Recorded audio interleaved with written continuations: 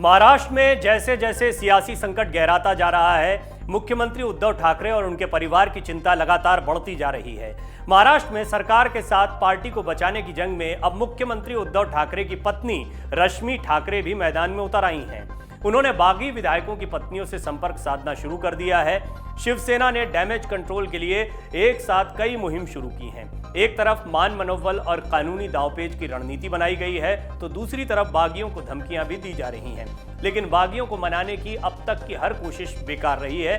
बागी विधायकों को मनाने की हर कोशिश फेल होते देख अब महाराष्ट्र के मुख्यमंत्री उद्धव ठाकरे की पत्नी रश्मि ठाकरे ने मोर्चा संभाल लिया है।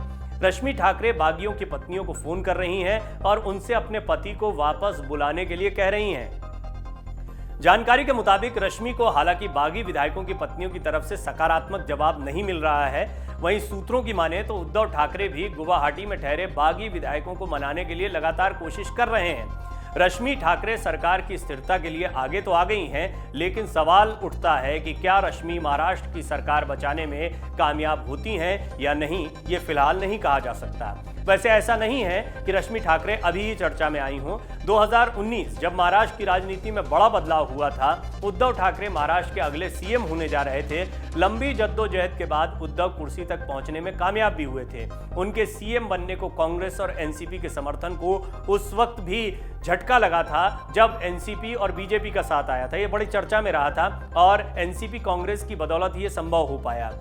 ऐसे में रश्मि ठाकरे ने अपने पति उद्धव ठाकरे को सीएम की कुर्सी तक पहुंचाने में अहम भूमिका निभाई थी और अब फिर से वो अहम भूमिका में नजर आ रही हैं। रश्मि ने ठाकरे परिवार की बहू बनने के बाद अपनी जिम्मेदारियों को बहुत अच्छे से निभाया है। रश्मि ने पार्टी के हर नेता और कार्यकर्ता को बेहद सम्मान दिया और घर जो भी जाता है उसे खाना नाश्ता जरूर खिलाती हैं। यही वजह है कि पार्टी में उनकी पहुंच और धमक अच्छी खासी है। कहा जाता है कि उद्धव ठाकरे कई बार राजनीतिक मामलों की गहरी चर्चा भी अपनी पत्नी रश्मि ठाकरे से करते हैं।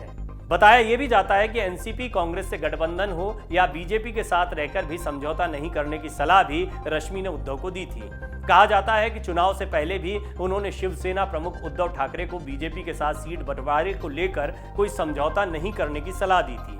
रश्मि ठाकरे शिवसेना की महिला विंग के कार्यक्रमों में लगातार हिस्सा लेती हैं। पार्टी को जहां भी उनकी जरूरत होती है, रश्मि ठाकरे मौजूद रहती हैं। महाराष्ट्र की सत्ता में उन्हें शीर्ष तक पहुंचाने में रश्मि ने अहम भूमिका निभाई है। बाला साहब ठाकरे के बाद शिवसेना में नई जान फूंकने और उद्धव ठाकरे की राजनीतिक स्थिति मजबूत करने में रश्मि ठाकरे का भी योगदान माना जाता है। रश्मि ठाकरे ने न सिर्फ उद्धव ठाकरे को सक्रिय राजनीति में बने रहने के लिए प्रेरित किया, बल्कि उन्होंने बेटे आदित्य ठाकरे को भी विधानसभा चुनाव के दौरान शिवसेना के लिए प्रचार करने का जिम्मा दिया। इन चीजों से रश्मि की काबिलियत बखूबी जाहिर होती है।